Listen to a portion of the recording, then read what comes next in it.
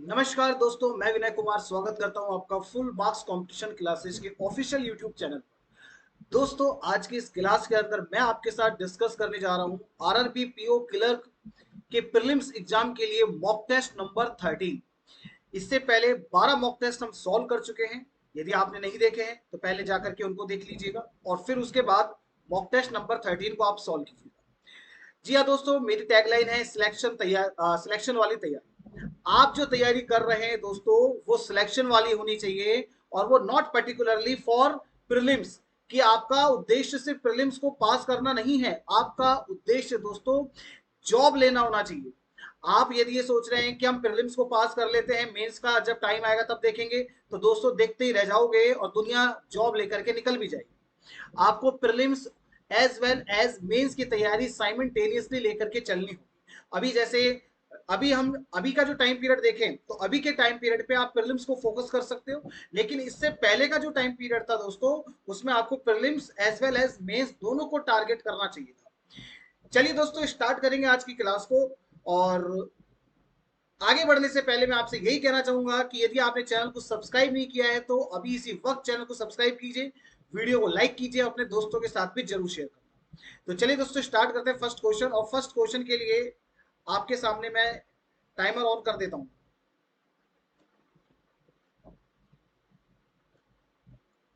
Okay friends, timer on हो चुका है। अब इस क्वेश्चन का आंसर आप लोग बताएंगे कि क्या होगा।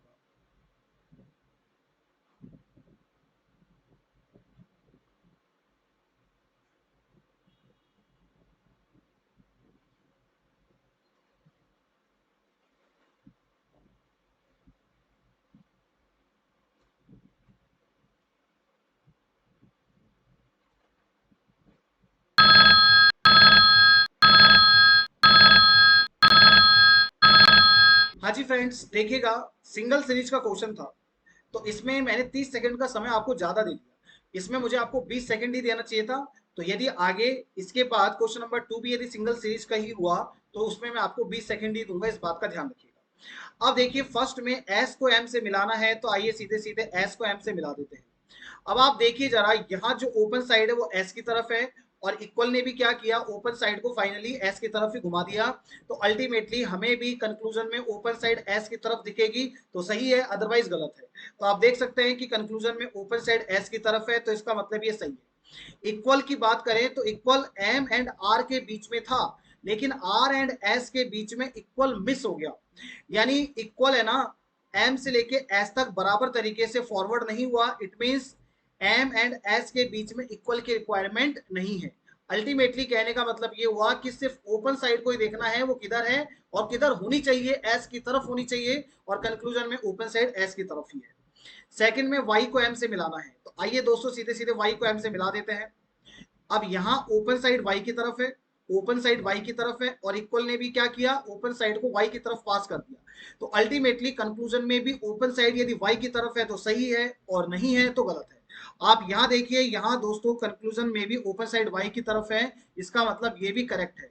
इक्वल बीच में मिस हो गया, तो इक्वल हमें नहीं चाहिए, और इक्वल इसने भी नहीं लगाया। इसका मतलब दोनों कंक्लूजन हमारे करेक्ट हैं, दोनों कंक्लूजन स्टेटमेंट्स को फॉलो करते हैं। ऑप्शन ई इसका बिल्कुल सही जवाब है। अगले सवाल की तरफ मूव करेंगे, ऑप्शन ई देख सकते हैं इसका करेक्ट हुआ। अब चलते हैं अगले सवाल की तरफ। नेक्स्ट क्वेश्चन आपकी स्क्रीन के ऊपर, 20 सेकंड का समय है दोस्तों।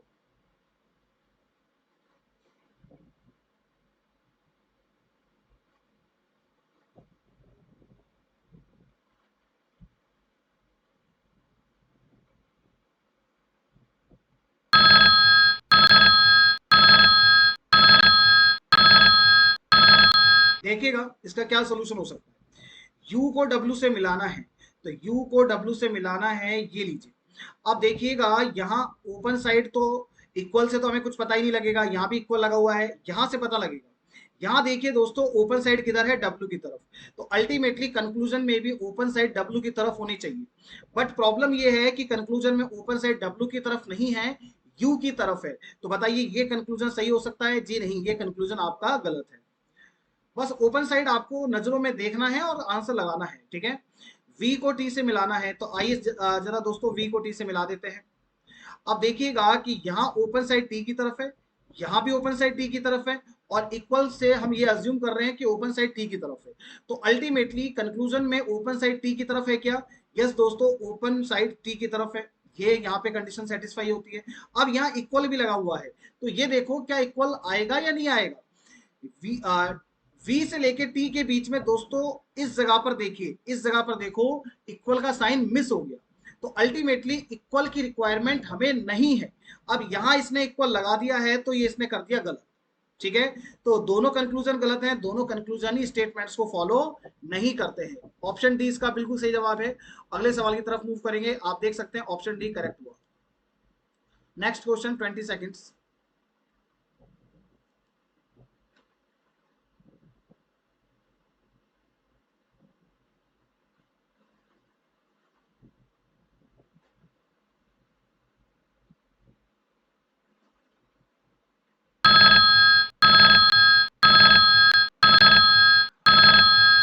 चलिए अब देखिएगा, P को C से मिलाना है तो P को C से मिलाते हैं। अब यहाँ दोस्तों प्रॉब्लम ये हो रही है कि यहाँ बीच में दिखाई देते हैं अपोजिट साइन, तो पहला हो गया कंक्लूजन गलत। अपोजिट साइन से कभी भी रिलेशन को डिटरमाइन नहीं किया जा सकता। डी को आर से मिलाना है तो चलिए दोस्तों डी को आर से मिलाते हैं। डी और आर में भी हमें सीरीज में अपोजिट साइन दिखाई देते हैं, तो ये भी गलत हुआ। ऑप्शन डी इसका बिल्कुल सही जवाब है। अपोजिट साइन से रिलेशन को कभी भी डिटरमाइन नहीं किया जा सकता। चलेगा, ऑप्शन डी करेक्ट हुआ। अगले सवाल की तरफ मूव करेंगे और नेक्स्ट क्वेश्चन आपकी स्क्रीन के ऊपर ये रहा। 20 सेकंड का टाइम।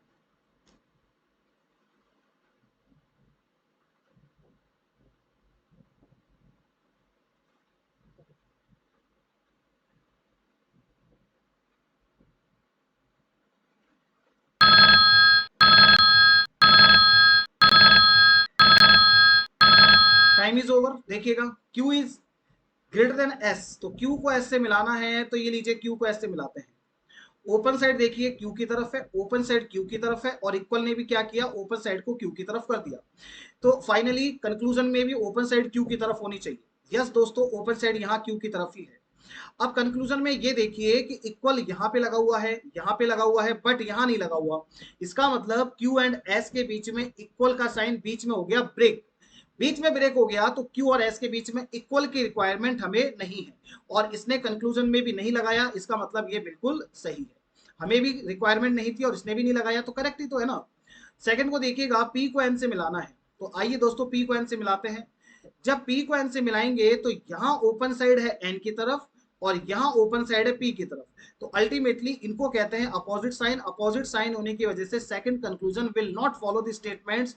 इट मींस हमारा ऑप्शन ए क्या होगा, ऑप्शन ए इस क्वेश्चन का बिल्कुल सही जवाब होगा। चलेगा दोस्तों, अब बढ़ना होगा आगे की तरफ। नेक्स्ट क्वेश्चन आपकी स्क्रीन के ऊपर ये रहा। 20 सेकेंड्स, सॉरी ये 30 सेकंड का लग गया है, कोई बात नहीं, आप 20 सेकंड में मैं इसको ओवर कर दूंगा।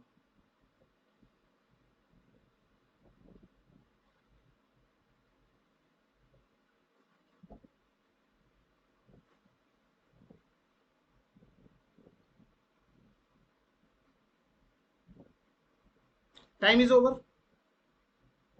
देखिए, एम को आई से मिलाना है तो ये लीजिए एम को आई से मिलाते हैं। ओपन साइड आई की तरफ, ओपन साइड आई की तरफ, और इक्वल ने भी ओपन साइड को आई की तरफ घुमा दिया है। तो अल्टीमेटली दोस्तों ओपन साइड हमें आई की तरफ चाहिए, बट यहाँ तो ओपन साइड एम की तरफ है। First conclusion will not follow the statements. चलेगा, सेकंड की बारी है। एच को एल से मिलाना है तो ये लीजिए एच को एल से मिला देते हैं। ओपन साइड एच की तरफ है, इक्वल ने भी ओपन साइड को एच की तरफ किया, यहाँ भी ओपन साइड एच की तरफ है, यहाँ भी ओपन साइड एच की तरफ है, और इक्वल ने भी फाइनली ओपन साइड को एच की तरफ कर दिया। अब यदि कंक्लूजन में ओपन साइड एच की तरफ है तब तो ठीक है। अब देखिए जरा, यहाँ ओपन साइड एच की तरफ ही है, चलो ये बात तो ठीक होगी। अब यहाँ इक्वल का साइन भी नजर आता है, इक्वल यहाँ है, यहाँ है, यहाँ है, बट दो जगह पर इक्वल ब्रेक हो गया। अब यहाँ तो दो दो जगह पर ब्रेक हो गया दोस्तों, यदि एक जगह पर भी ब्रेक हो जाता ना तो हम यही कहते हैं कि एच और एल के बीच में इक्वल नहीं आना चाहिए। और यहाँ दोस्तों देखिए दो दो जगह पर ब्रेक हो गया, तो एच और एल के बीच में इक्वल की रिक्वायरमेंट हमें नहीं है। तो देखिए यहाँ भी इसने इक्वल नहीं लगाया, तो ये बिल्कुल सही है। तो ऑप्शन बी इसका करेक्ट आंसर होगा, क्योंकि सेकंड कंक्लूजन ही स्टेटमेंट्स को फॉलो कर पा रहा है। अगले सवाल की तरफ चलेंगे दोस्तों। नेक्स्ट क्वेश्चन आपकी स्क्रीन के ऊपर है। 30 सेकंड का टाइम होगा। Time start now.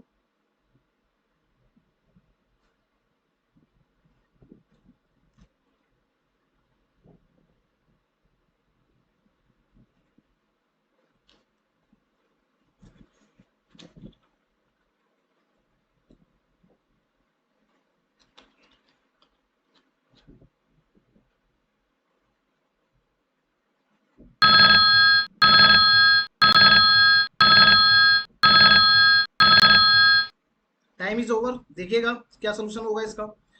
All man is women, all man is women का डायग्राम सबसे पहले कैसे बनेगा, तो ये देखिए all man is women, some child is women, तो सम चाइल्ड इज वुमेन का डायग्राम ऐसा बनेगा। नो मैन इज बॉय, कोई भी मैन आपका बॉय नहीं है, तो ये लीजिए मैन और बॉय में लगा देते हैं एक रेस्ट्रिक्शन। अब देखिएगा first conclusion, can never B, can never B का मतलब आपको पता होना चाहिए कि can never be always represent negative surety. कहने का मतलब ये आपका एक नेगेटिव श्योरिटी का कंक्लूजन है, तो फिर डायग्राम के अंदर भी हमें नेगेटिव श्योरिटी में दिखाई देना चाहिए।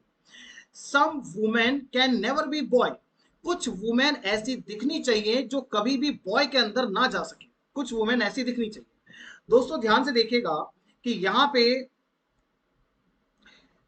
मैन का बॉय के साथ में लगा हुआ है रेस्ट्रिक्शन, और हमें पता है कि ऑल मैन आर वुमेन, ये हमें पता है। अब मुझे एक बात बताओ, जो वुमेन है ये इस प्रकार से मैन को टच करती है, तो अब मेरा सवाल आप लोगों से ये है कि जो ब्लू पोर्शन है इसमें वो वाले मैन हैं जो वुमन को टच करते हैं, तो बताइए दोस्तों ये वाली वुमेन जो मैन को टच कर रही हैं, क्या ये कभी बॉय में जा सकती हैं? नहीं दोस्तों, कभी नहीं जा सकती, क्योंकि मैन का बॉय के साथ में रेस्ट्रिक्शन लगा हुआ है। और कुछ वुमेन ऐसी हैं जो मैन को टच करती हैं, तो वो वाली वुमेन जो मैन को टच करती हैं कभी भी बॉय के साथ अपना रिलेशन नहीं बनाएंगी। इस बात को मैं नेगेटिव श्योरिटी में कह सकता हूं, और उसने भी हमसे दोस्तों नेगेटिव श्योरिटी में ही पूछा है, तो पहला कंक्लूजन स्टेटमेंट को फॉलो करता है। बात करते हैं सेकंड की, कैन बी। अब कैन नेवर बी तो नेगेटिव श्योरिटी को दिखाता है, लेकिन कैन बी दिखाता है आपका पॉसिबिलिटी को। कैन बी किसको दिखाता है दोस्तों? पॉसिबिलिटी को रिप्रेजेंट करता है। All boys can be child, यानी सारे बॉयज चाइल्ड हो सकते हैं क्या? अब हमसे पॉसिबिलिटी पूछ रहा है, तो देखिए सारे बॉयज चाइल्ड के अंदर जा सकते हैं क्या? पहले तो ये देखिए कि सारे बॉयज चाइल्ड में हैं क्या? नहीं दोस्तों, सारे बॉयज चाइल्ड के अंदर नहीं है। अब मेरा दूसरा सवाल है, क्या सारे बॉयज चाइल्ड के अंदर जा सकते हैं? यस दोस्तों, जा जरूर सकते हैं, क्योंकि बॉयज एंड चाइल्ड में कोई भी रेस्ट्रिक्शन यहाँ पे नहीं लगा हुआ। That is why we can say that all boys can be child. तो यस, यहाँ पे पॉसिबिलिटी है और पॉसिबिलिटी में ही पूछा गया है, तो दो सेकंड कंक्लूजन भी स्टेटमेंट्स को फॉलो करता है। तो हम क्या कहेंगे कि both conclusion, both first and second will follow the statements. Option number ई इस क्वेश्चन का बिल्कुल सही जवाब है। आगे बढ़ने की बारी है, नेक्स्ट क्वेश्चन आपकी स्क्रीन पे। अगेन 30 सेकंड का टाइम होगा।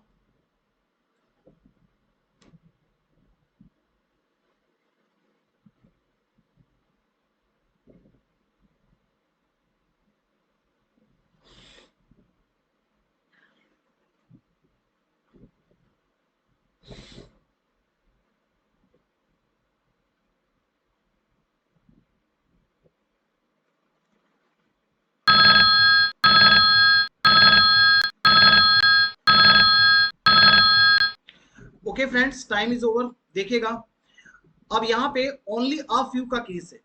देखो ओनली अ फ्यू को अच्छे से रिवाइज कर जाना। मैंने एक revision class only and only a few upload कर रखी है यूट्यूब के ऊपर, अच्छे से उसको रिवाइज कर लेना। Only and only a few का क्वेश्चन आपको डेफिनेटली एग्जाम के अंदर देखने को मिलेगा ही मिलेगा। अब देखना, only a few jam are blue, तो ओनली अ फ्यू का मतलब होता है सम प्लस सम, तो इसको बोलेंगे some jam are blue and some jam are not blue.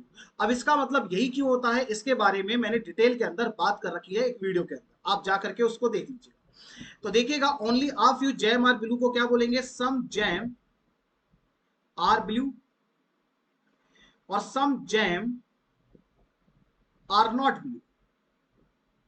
आगे देखना, नो ब्लू इज डार्क, कोई भी ब्लू आपका डार्क नहीं है, तो कोई भी ब्लू आपका डार्क नहीं है, तो ये लीजिए इस तरीके से इस पे लग गया restriction. Some dark are tree, तो कुछ डार्क ट्री हैं, तो ये लीजिए इस तरीके से इसको बना देंगे। अब फर्स्ट कहता है, फर्स्ट कंक्लूजन श्योरिटी का है, पहला कंक्लूजन श्योरिटी का है, क्योंकि यहाँ पॉसिबिलिटी वर्ड यूज नहीं हुआ, इट मींस ये श्योरिटी को दिखाता है। और श्योरिटी का कंक्लूजन दोस्तों आपसे ये कहता है कि जो चीज पूछी जा रही है कंक्लूजन में, वही चीज डायग्राम के अंदर दिखनी भी चाहिए। श्योरिटी का कंक्लूजन यही कहता है। अब देखिए जरा, ऑल जैम आर ट्री, सारे जैम ट्री के अंदर दिखने चाहिए, दिखते हैं तो ये कंक्लूजन सही है, और नहीं दिखते हैं तो गलत है। तो देखिए दोस्तों, सारे जैम ट्री के अंदर नहीं दिखाई देते। अब श्योरिटी में पूछा था बट श्योरिटी में दिखाई नहीं देता, that is why first conclusion will not follow the statements. Second की बारी है, some tree are not blue. अब ये भी कंक्लूजन आपका श्योरिटी का है क्योंकि यहाँ पॉसिबिलिटी वर्ड नहीं दिया गया। तो अगेन वही बात, श्योरिटी का कंक्लूजन तो एक ही चीज की डिमांड करता है कि जो चीज कंक्लूजन में पूछी जा रही है वो डायग्राम के अंदर दिखनी चाहिए। यहाँ पे कुछ ट्री हमें ऐसे दिखने चाहिए जो ब्लू के अंदर ना जा सके। तो दोस्तों कुछ ट्री ऐसे हैं क्या जो ब्लू के अंदर नहीं जा सकते? अरे भाई दोस्तों देखिएगा, ये जितने भी ट्री हैं, देखो ये वाले ट्री को देखना एक बार, ये वाले ट्री देखो, ये वाले ट्री जो डार्क को टच करते हैं, वो वाले ट्री जो डार्क को टच करते हैं, क्या ये ट्री कभी ब्लू के अंदर जाएंगे क्या? आप कहोगे कभी नहीं जाएंगे, क्योंकि डार्क का ब्लू के साथ में रेस्ट्रिक्शन लगा हुआ है। तो वो वाले ट्री जो डार्क को टच करते हैं वो कभी भी ब्लू के अंदर नहीं जाएंगे। इसका मतलब ये, इस बात को हम श्योरिटी से कह सकते हैं। अब श्योरिटी में दिखाई भी दे रहा है, श्योरिटी में पूछा भी गया था, तो बताइए क्या होगा? ये स्टेटमेंट को फॉलो करेगा, तो ऑप्शन बी इसका बिल्कुल सही जवाब है। अगला क्वेश्चन,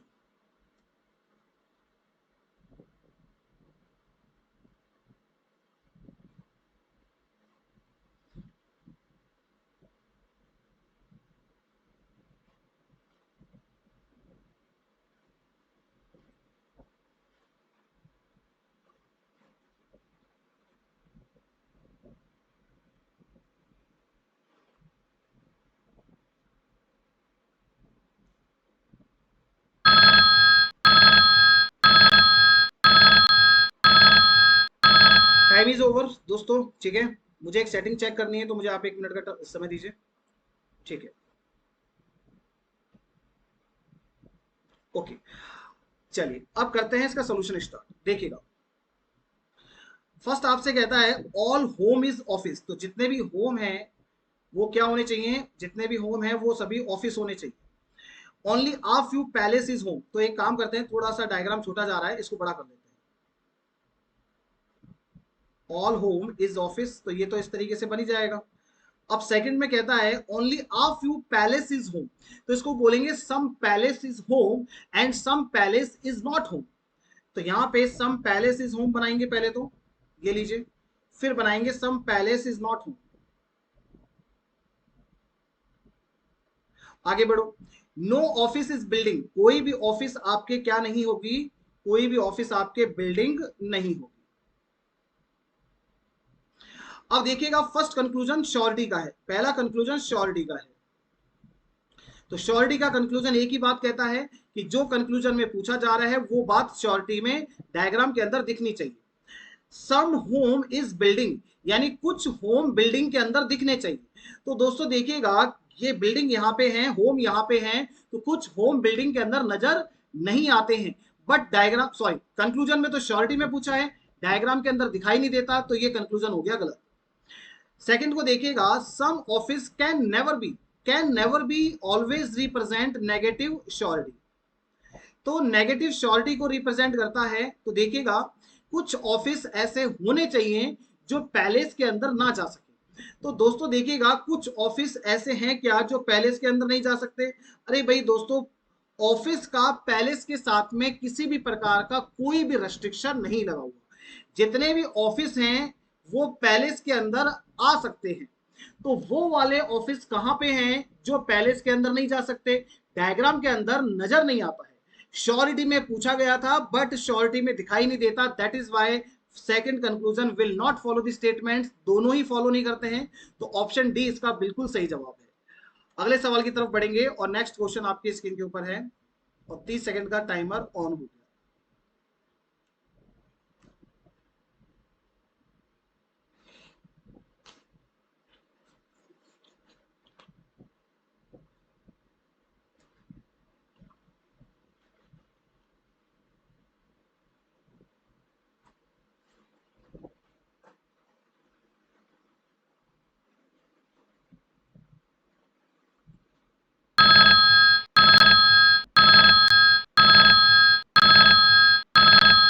ओके, अब देखिएगा इसका सोल्यूशन क्या होगा। Only a few nurse are doctor, तो इसको बोलेंगे some nurse are doctor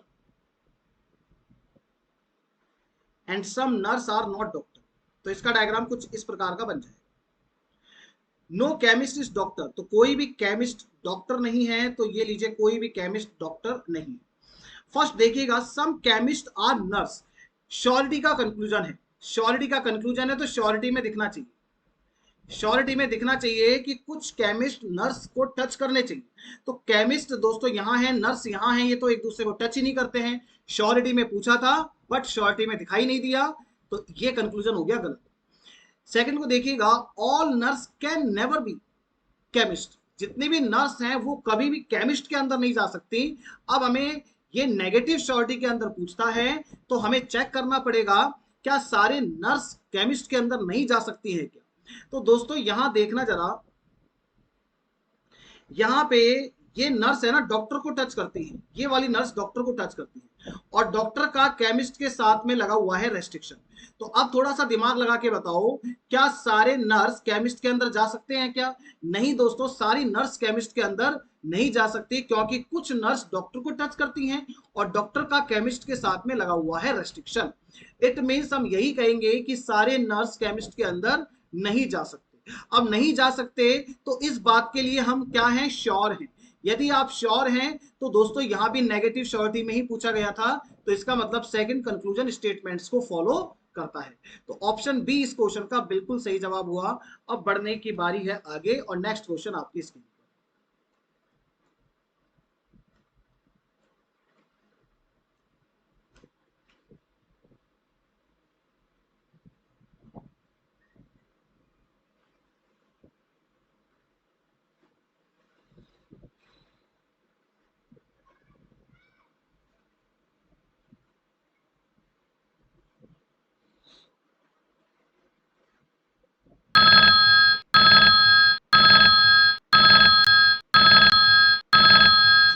okay, देखिएगा,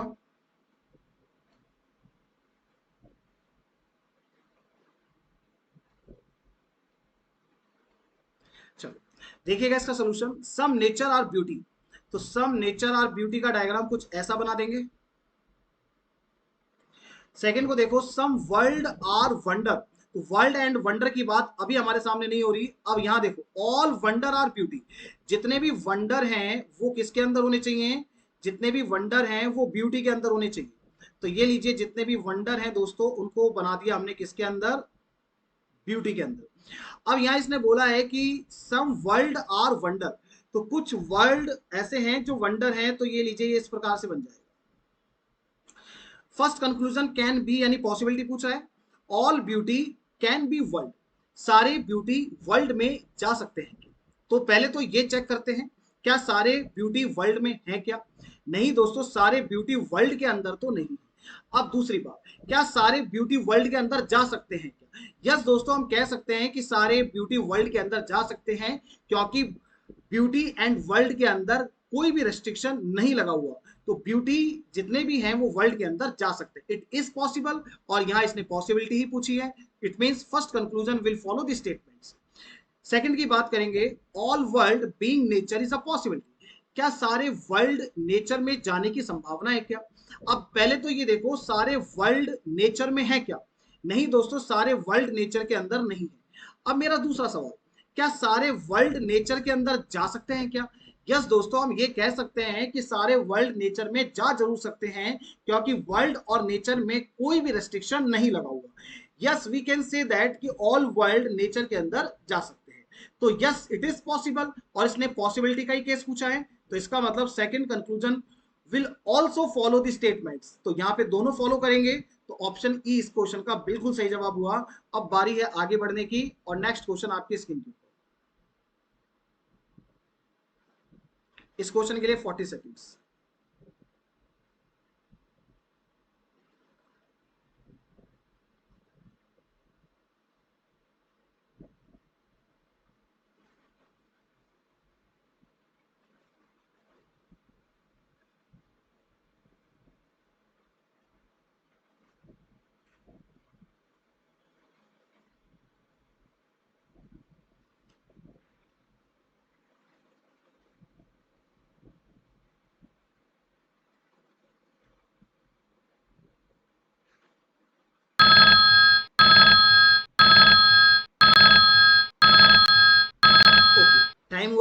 अब देखना जरा, यहाँ पे पेयर्स बनाने हैं, ठीक है। तो पेयर्स बनाने का तरीका, अब देखो एक पेयर तो बन गया ही 13 से 14, एक पेयर बन जाएगा 13 से 15, एक पेयर बन जाएगा 14 से 50।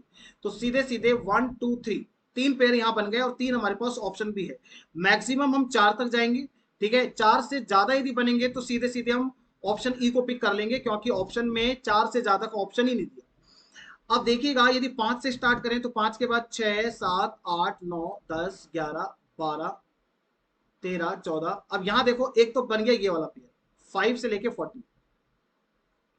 और देखिए और कौन सा बन सकता है, 14 से देखना एक बार, 14 के बाद 15 16 17 18 19 20 नहीं बनेगा, ठीक है। आगे बढ़ो, 22 से बनाने की कोशिश करो, 22 से तो शायद नहीं बनेगा, आप यहाँ 9 से बनाइए, क्योंकि 22 से बड़ा कोई नंबर है नहीं। 9 से बना, 9 के बाद 10 11 12 13, एक बन गया दोस्तों ये वाला।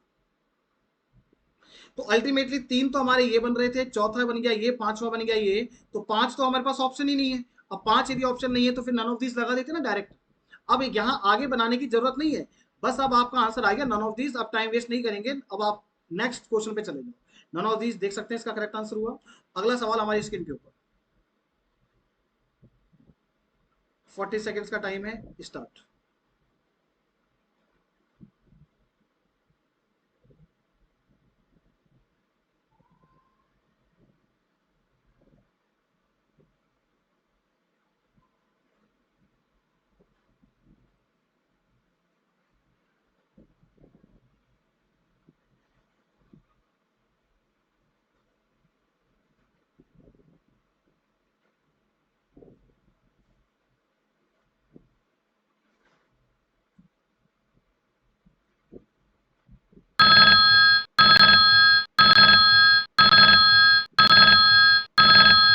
अब देखिएगा इसका क्या आंसर हो सकता है। आप देखो, मैंने फ्लैग को लिखा जाता है HNCI, तो इनका कोडिंग, इसका वर्ड फ्लैग और इसकी कोडिंग मैंने नीचे लिख दी है। और जिसका हमें आंसर निकालना है, गोल्ड का हमें आंसर निकालना है, तो इसकी भी हमने देखो प्लेस वैल्यूज को पहले ही नोट डाउन कर दिया है। अब देखना जरा, 6 से 8 यहाँ पे +2 है, 12 से 14 ये भी +2 है, 1 2 3 +2 है दोस्तों, और 7 to 9 ये भी +2 है। तो अल्टीमेटली इसका लॉजिक हमें मिला कि सीधा सीधा ऊपर से नीचे क्या हो रहा है, +2। तो यहां पर भी हमें दोस्तों +2 करते चलना है। तो +2 यदि हम करते हैं तो बताइए, 7 + 2 करोगे तो 9, 15 + 2 17, 12 + 2 14, एंड 4 + 2 करेंगे तो 6। तो ये आ जाएगा आई। 17 पे दोस्तों आएगा क्यू, 14 पे आएगा एन, और 6 पे आएगा एफ। तो आई क्यू एन एफ, इसका मतलब ऑप्शन डी इस क्वेश्चन का बिल्कुल सही जवाब हुआ। अगले सवाल की तरफ बढ़ने की बारी है। नेक्स्ट क्वेश्चन आपकी स्क्रीन की, सॉरी, टाइमर में लगा देता हूँ वापस।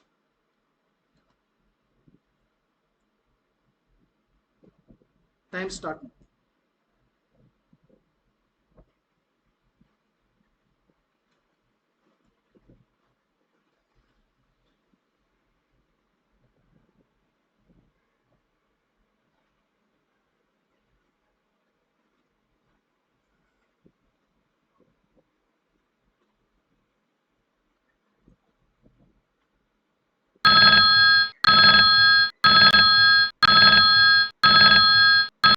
ओके, अब देखिएगा, यहाँ पे वर्ड है RIPA.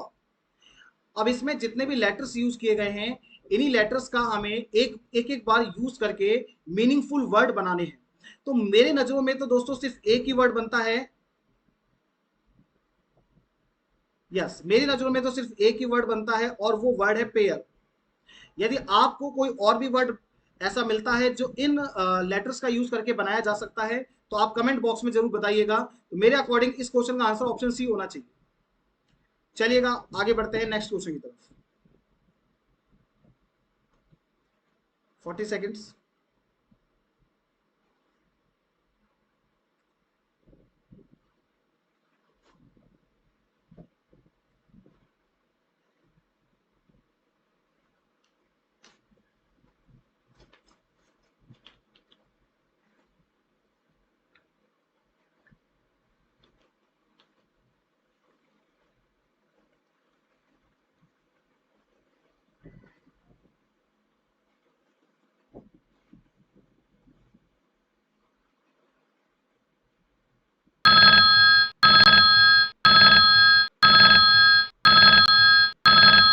Okay friends, time is over.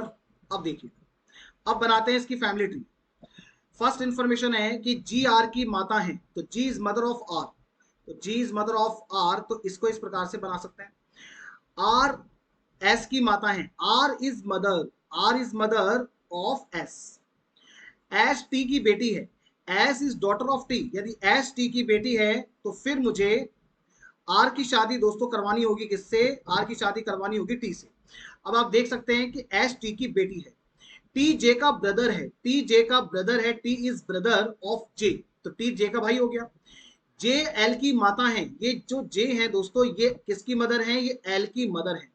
ये किसकी मदर है, एल की मदर है। मैं अपना वीडियो हटा रहा हूं, ये एल की मदर है। आगे देखिएगा, जे एल की मदर है।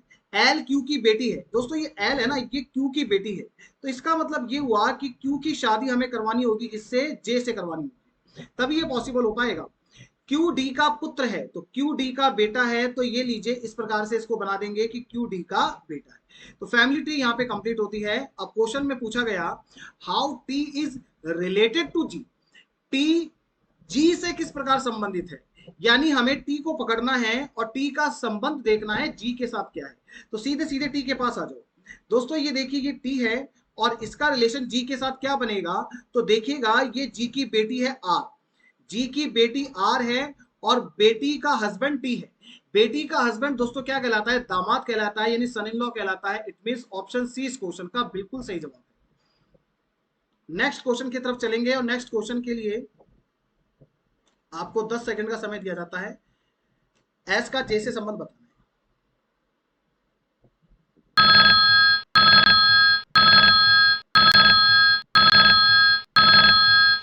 एस जे से किस प्रकार संबंधित है, तो एस को पकड़ लो और जे के साथ उसका रिलेशन निकालो। एस दोस्तों आप देख सकते हैं यहां पे है और जे आपका यहां पे है, तो आप देखिए जरा, ये तो जे का भाई है, ये है जे का भाई, जे का भाई कौन है, टी है, और ये भाई की बेटी है।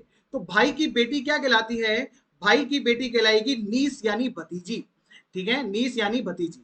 तो ऑप्शन बी इस क्वेश्चन का बिल्कुल सही जवाब हुआ। अब बढ़ेंगे हम आगे और नेक्स्ट क्वेश्चन को देखेंगे। नेक्स्ट क्वेश्चन को देखिएगा और नेक्स्ट क्वेश्चन आपके पास, मैं अपना वीडियो हटा ही लेता हूं और इस क्वेश्चन का आंसर अब आप लोगों को देना है।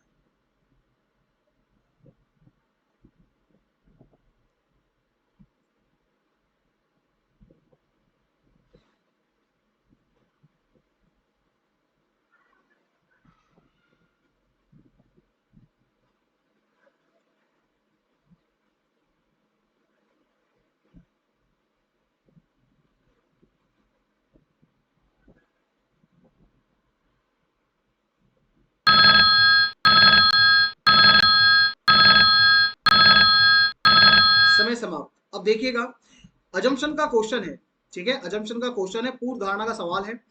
अब इसने क्या कहा है, एक बार इसको रीड आउट करते हैं।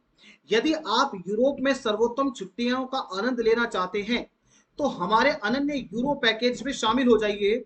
एक भारतीय समाचार पत्र में एक ट्रेवल एजेंसी का विज्ञापन।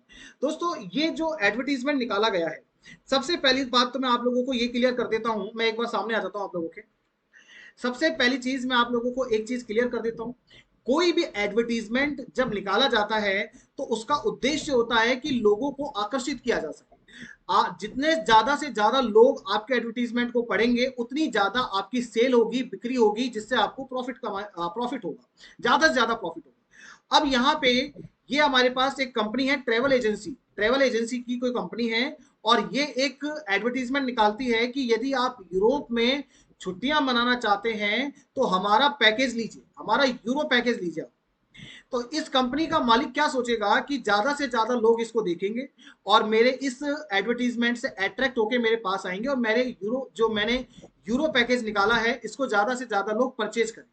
ठीक है, अब फर्स्ट अजम्पशन देखिएगा, पहले ये कहता है कि कई भारतीय छुट्टियां बिताने के लिए यूरोपीय देशों की यात्रा पसंद करते हैं।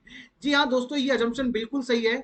इस कंपनी का मालिक जिसने ये एडवर्टीजमेंट निकाला था उसके दिमाग में ये डेफिनेटली बात है कि यस डिमांड ज्यादा है, यूरोप की डिमांड ज्यादा है, तभी तो उसने ये एक्शन लिया है। यदि डिमांड ही नहीं होती तो वो ये एक्शन क्यों लेता, वो ये एडवर्टीजमेंट क्यों निकालता।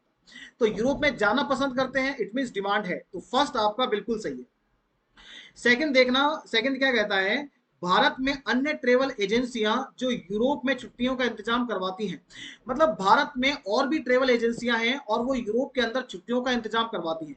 जी हाँ दोस्तों, बिल्कुल ये अजम्पशन भी एकदम सही है, क्योंकि इसने इसकी लैंग्वेज को एक बार आप पढ़िए। यदि आप यूरोप में सर्वोत्तम छुट्टियों का आनंद लेना चाहते हैं तो हमारे अनन्य यूरोप पैकेज में शामिल हो। इसका मतलब ये हुआ कि यहाँ पे इसके कॉम्पिटिटर भी मौजूद हैं, इसके कॉम्पिटिटर यहाँ मौजूद हैं। तब जाकर के इसने ये एडवर्टीजमेंट निकाला कि आप हमारे यूरो पैकेज को लीजिए, हमारा यूरो पैकेज लेंगे तो आप यूरोप के अंदर ज्यादा अच्छी छुट्टियां बता सकते हैं, क्योंकि हमारी सर्विसेज बहुत अच्छी है। इसका मतलब यहाँ दोनों जो बातें हैं ये कंपनी के मालिक के दिमाग में होंगी, तभी ये स्टेटमेंट्स क्या बनेंगे, तब ये पूर्ण धारणा क्या बनेंगी, स्टेटमेंट को फॉलो करती है। तो यहाँ पे दोनों सही है और दोनों सही है, तो इस क्वेश्चन का आंसर ऑप्शन ई इसका बिल्कुल सही जवाब है। चलिए आगे बढ़ते हैं अगले सवाल की तरफ। नेक्स्ट क्वेश्चन, मैं अपना वीडियो हटा लेता हूं और टाइम स्टार्ट कर।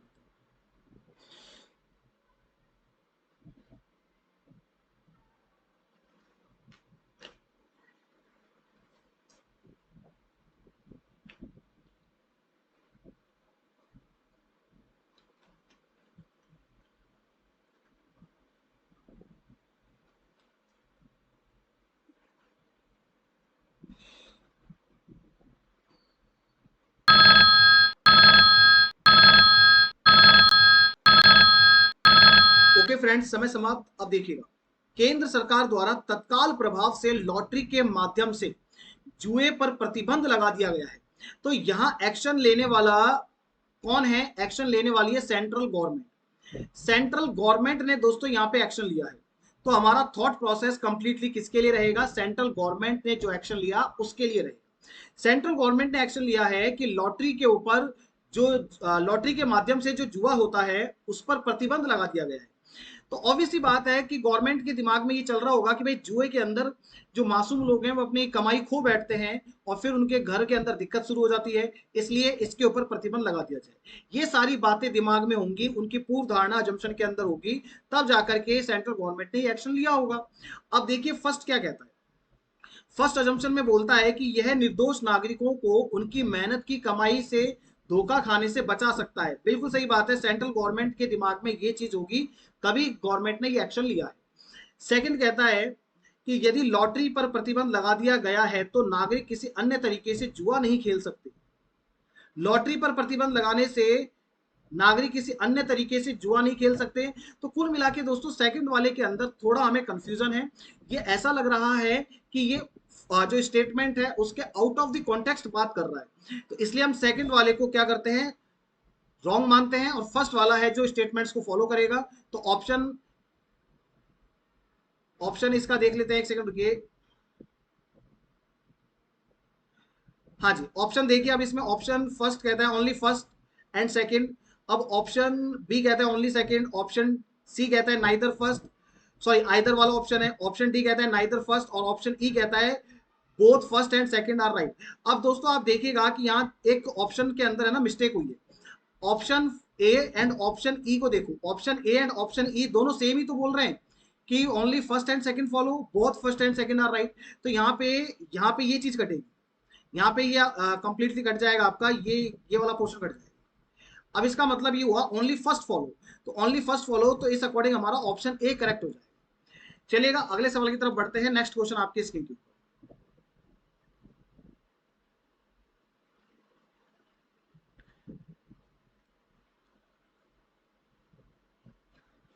इस क्वेश्चन के लिए मैं टाइमर लगाने वाला हूं और इसका टाइम स्टार्ट होता है अब।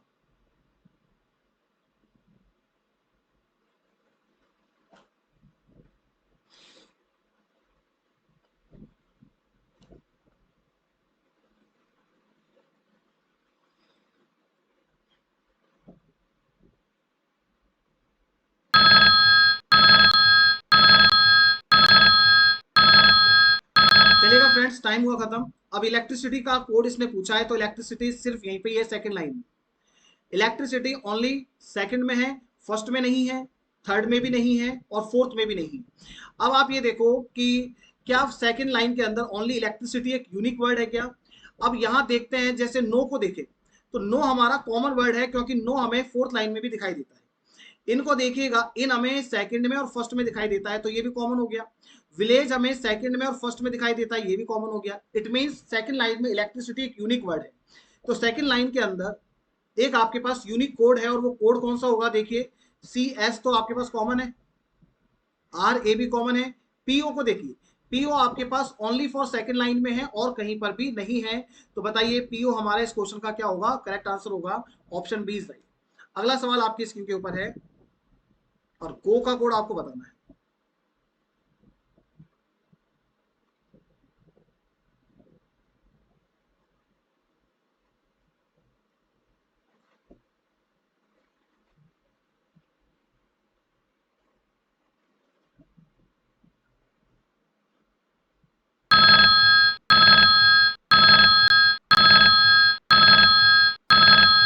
देखिए, गो हमारे पास फोर्थ में है और गो हमारे पास फर्स्ट में है, और कहीं पर भी गो हमारे पास कॉमन नहीं है। अब आप ये देखो कि फर्स्ट एंड फोर्थ में गो के अलावा कुछ और भी कॉमन है। तो आप देख सकते हैं कि आर ए यहाँ है फर्स्ट में, लेकिन फोर्थ में नहीं है। एस ए फर्स्ट में है लेकिन फोर्थ में नहीं है। जे ई फर्स्ट में है लेकिन फोर्थ में नहीं है। It means first and fourth में सिर्फ गो कॉमन आ रहा है। तो बताइए फर्स्ट की वर्डिंग और फोर्थ की वर्डिंग के अंदर कॉमन क्या आ रहा है? स्टेट कॉमन आ रहा है। तो गो के लिए सीधा सीधा आंसर हो जाएगा state, option A is correct. अगला सवाल।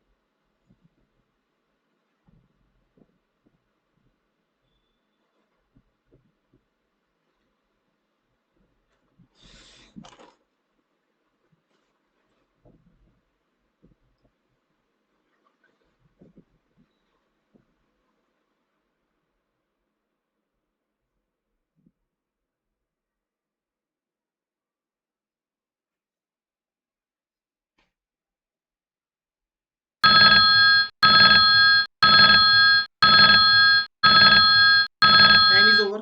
देखिएगा, सबसे पहले नो की बात करते हैं कि नो का कोड क्या होगा। अब नो हमारे पास यहाँ पे है, एंड नो हमारे पास दोस्तों सेकंड में भी है। सेकंड में और फोर्थ में आप देखो इलेक्ट्रिसिटी इन विलेज। यस, आप देख सकते हैं कि सेकंड में और फोर्थ में ओनली नो कॉमन आता है। तो सेकंड की कोडिंग और फोर्थ की कोडिंग में बताइए क्या कॉमन आ रहा है? तो इसके अंदर आप देख सकते हैं C S and C S common आ रहा है। इट मीन्स नो के लिए कोड हो गया सी एस। परमिशन की बात करेंगे, परमिशन हमारे पास फोर्थ लाइन में है, एंड परमिशन कहीं पर भी नहीं है। अब आप देखो कि फोर्थ लाइन में परमिशन एक यूनिक वर्ड हुआ। अब आप यहां देखना, क्या यूनिक वर्ड और भी है क्या फोर्थ लाइन में? हैव को देखो, हैव हमारे पास नहीं दोस्तों, हैव भी आपके पास एक यूनिक वर्ड ही है।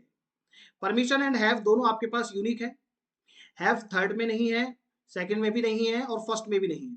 स्टेट आपके पास कॉमन हो गया। अल्टीमेटली कहने का मतलब ये हुआ कि हैव एंड परमिशन ये दो वर्ड हमारे पास क्या है? यूनिक है फोर्थ लाइन में। तो यूनिक कोड निकालिए, इसमें से कौन कौन से हैं? एक तो एस एल यूनिक है, इसमें भी नहीं है, इसमें भी नहीं है, इसमें भी नहीं है।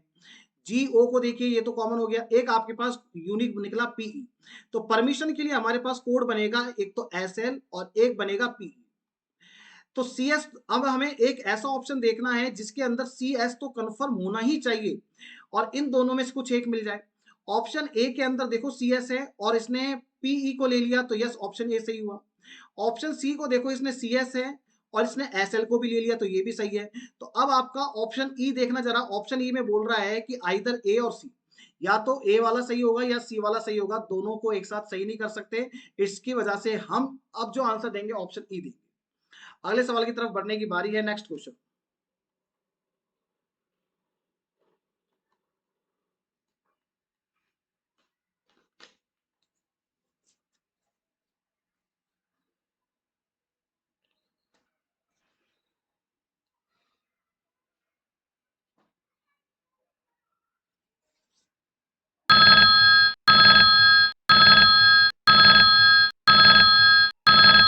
देखो, स्टेट है ना फर्स्ट में है और स्टेट फोर्थ में है।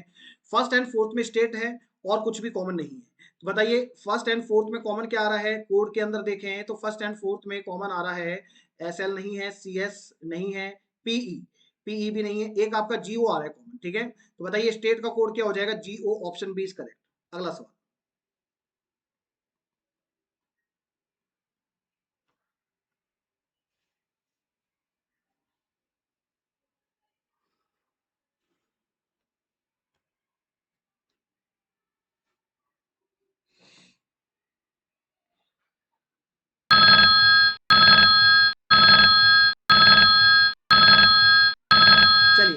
ये कोड पूछ रहा है, तो देखो नो हमारे पास यहाँ भी है और नो हमारे पास यहाँ भी है, सेकंड एंड फोर्थ में नो कॉमन है और कुछ भी कॉमन नहीं है, तो बताइए इनकी कोडिंग में कॉमन क्या आ रहा है, सी एस कॉमन आ रहा है।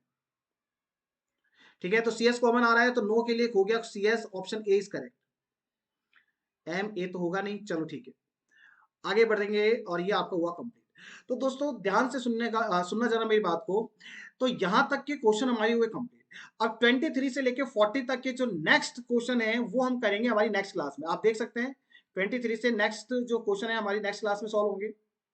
यहां से आगे देखिए ये वाले क्वेश्चन है, इन क्वेश्चन को हम हमारी नेक्स्ट क्लास के अंदर सॉल्व करेंगे। तो आज के लिए इतना ही करते हैं दोस्तों। यदि ये क्लास आपको पसंद आई है और मेरी मेहनत आपको ऐसा लग रहा है कि सर बहुत मेहनत कर रहे हैं, तो दोस्तों कृपया करके मेरे चैनल को सब्सक्राइब करें और इस वीडियो को लाइक करें और दोस्तों के साथ भी जरूर शेयर करें। तो आज के लिए इतना ही दोस्तों, अब मिलेंगे नेक्स्ट क्लास में और नेक्स्ट क्लास में आगे बढ़ेंगे और नेक्स्ट क्लास के अंदर और भी नई चीजों को देखेंगे। Thank you so much, bye bye, take care.